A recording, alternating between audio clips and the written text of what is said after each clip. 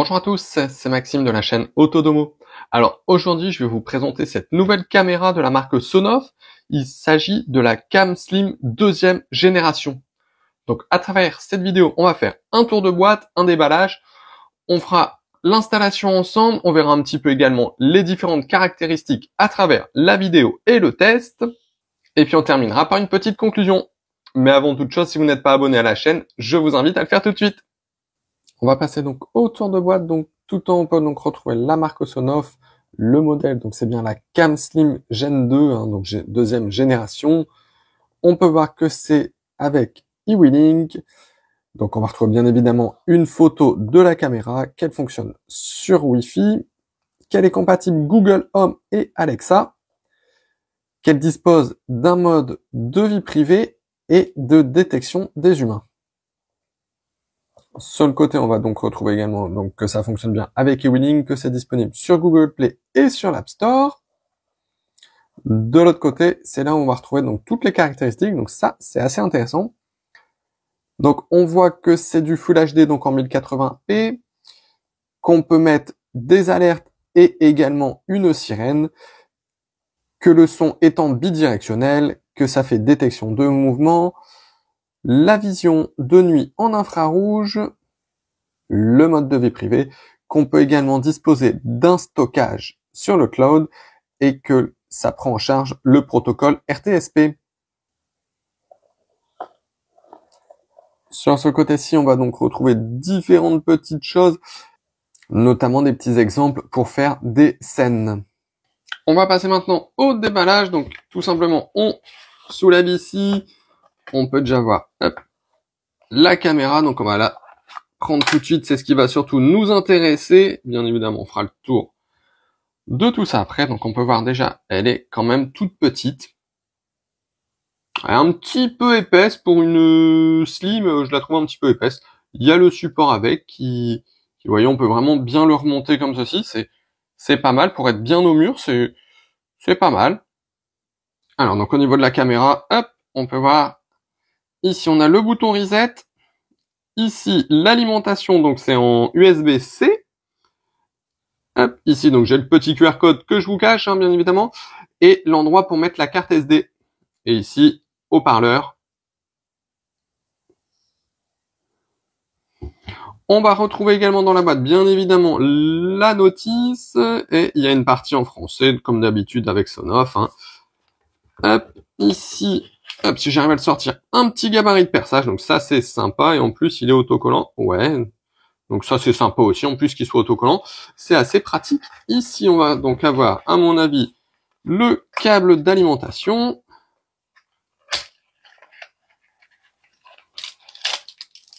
Alors la petite visserie, qui va avec. Alors souvent, comme d'habitude, on le dit sur notre chaîne, mais c'est pas les chevilles, c'est pas de la grande qualité, bien évidemment, ça sera adapté en fonction de votre mur. Et ici, donc, on a le câble. Alors, on n'a pas la prise, bien évidemment, comme bien souvent maintenant. Donc, on a donc d'un côté USB-A, de l'autre côté USB-C. Le câble a l'air quand même suffisamment long, donc c'est pas mal là-dessus. Alors, on se retrouve donc dans l'application Sonoff. Donc, moi, j'ai déjà paramétré la caméra. Donc, on va cliquer sur le play. Donc, on peut voir ici l'image de la caméra. Vous voyez, donc, si je m'approche un petit peu, on peut même zoomer. On voit que l'image est quand même assez belle. Donc, là-dessus, c'est très bien. On peut voir en haut à gauche qu'on a l'heure exactement, la date. Alors, juste en dessous, on peut voir que on peut prendre une photo, une vidéo, qu'on peut faire une communication également. Là, j'ai coupé le haut-parleur. En dessous, on retrouve donc l'alarme. Donc ça, c'est la sirène.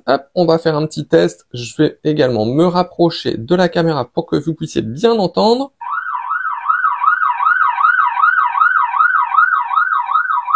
Alors, c'est très bien, mais je trouve que c'est limite pas assez fort pour faire fuir un voleur. Honnêtement, c'est très léger à ce niveau-là.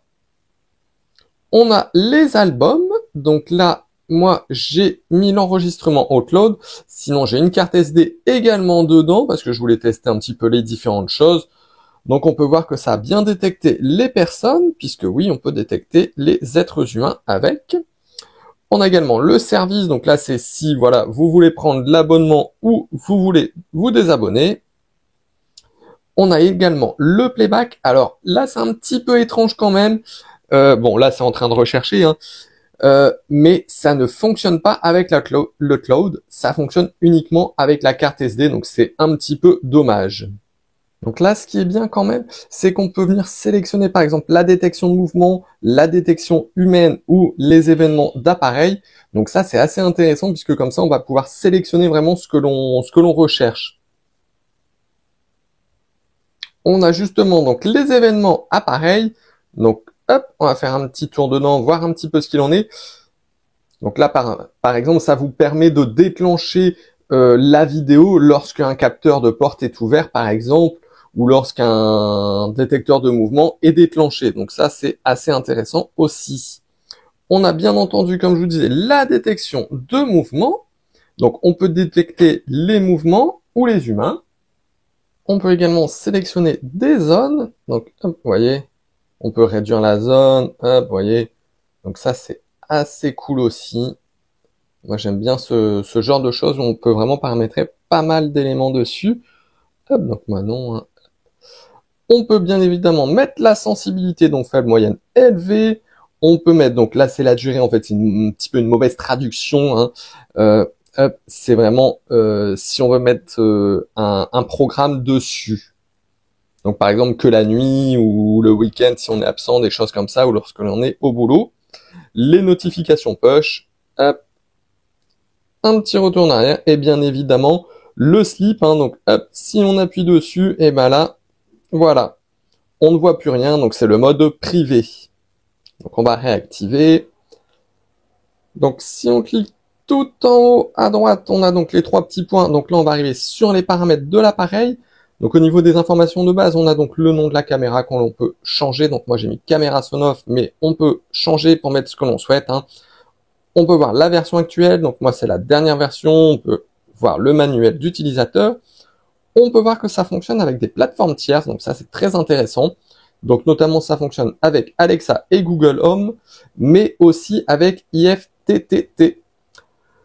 On peut affecter un emplacement à la caméra, on peut partager, on peut faire des scènes intelligentes. Au niveau des paramètres de l'appareil, on va retrouver donc l'indicateur, le stockage dans le cloud, la détection de mouvement, l'enregistrement local. Donc là, c'est au niveau de la carte SD. Vous voyez, donc il y a pas mal de choses, hein. Hop, on retourne en arrière. Il y a également la possibilité de faire pivoter. Donc là, c'est si on accroche la caméra au plafond. On a également hop, plus de paramètres. Donc là, c'est si on veut régler le volume du haut-parleur ou du micro. On a également les paramètres Wi-Fi, la vision nocturne. Donc moi, j'ai mis en automatique. Je vais vous montrer juste après ce que ça donne. Et on a également l'alarme et les informations sur l'appareil que je ne vous montrerai pas car il y a le numéro de série. Alors là, vous voyez, on est en vision nocturne. J'ai mis le noir complet dans la pièce. Et vous voyez, on voit quand même assez nettement ce qui se passe, hein. Hop, on peut même zoomer, on peut très bien lire ce qui est écrit sur la boîte, hein. Donc vous voyez que ça fonctionne quand même plutôt pas mal. Alors donc comme je vous avais dit, donc ça fonctionne avec Alexa. Donc là on est devant mon Alexa. Alexa, montre la caméra Sonoff. D'accord. Donc bien évidemment, il faudra activer la skill. Et vous voyez, ça fonctionne bien. On peut même parler dedans si on le souhaite. Donc là, la personne, s'il y a une personne de l'autre côté, elle m'entendra. Il est temps maintenant de passer à la conclusion au niveau donc de cette caméra. Donc pour rappel, il s'agit de la marque Sonoff et le modèle c'est la CamSlim deuxième génération. Alors on va commencer par les points négatifs, on fera les points positifs juste après. Donc au niveau des points négatifs, moi ce que je regrette un petit peu, c'est qu'il n'y ait pas le chargeur avec. Il y a le fil, mais il n'y a pas le chargeur qu'on met dans la prise murale. Donc ça, je trouve que c'est un petit peu dommage. C'est maintenant quasiment systématique, hein, sur chaque marque, mais je trouve que c'est dommage parce qu'au bout d'un moment, on n'a plus de chargeur à la maison, donc on est obligé d'en racheter derrière. Donc ça devient un petit peu pénible, mais ça, c'est pas uniquement Sonoff et c'est pas uniquement ce modèle, c'est de façon plus générale qui font ça maintenant et je trouve que c'est un petit peu dommage. Autre point négatif, c'est au niveau de l'application. Donc pour certaines recherches, certaines vues, comme vous avez vu tout à l'heure, on est obligé, malgré le fait que j'ai l'upload, d'avoir une carte SD dedans. Donc ça, je trouve que c'est un petit peu dommage quand même. J'espère qu'ils feront une mise à jour pour changer ça. Ça serait vraiment top qu'ils fassent. Après, j'ai pas trouvé d'autres points négatifs, hein. Je vais vous parler tout de suite du prix parce que là, pour moi, c'est un point positif quand même. Et ça a tendance même à effacer les autres points négatifs que j'ai pu vous citer juste avant. C'est-à-dire que là, on est sous les 20 euros.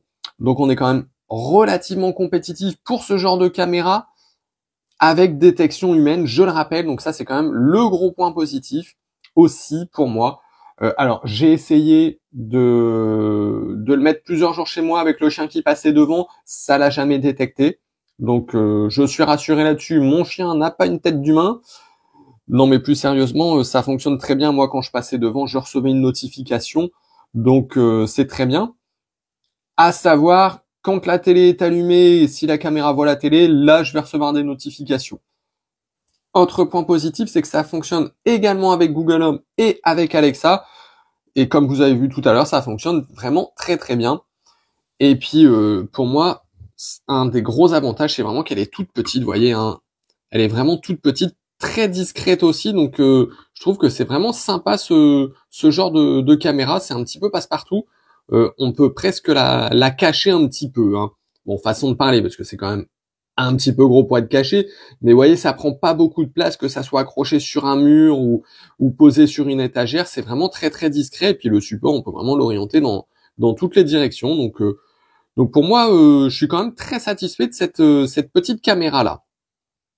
Voilà, ben j'espère que cette vidéo vous aura plu. Si vous avez des questions, n'hésitez pas à les poster sous la vidéo, je me ferai un plaisir d'y répondre. Puis moi, je vous dis à bientôt pour d'autres vidéos.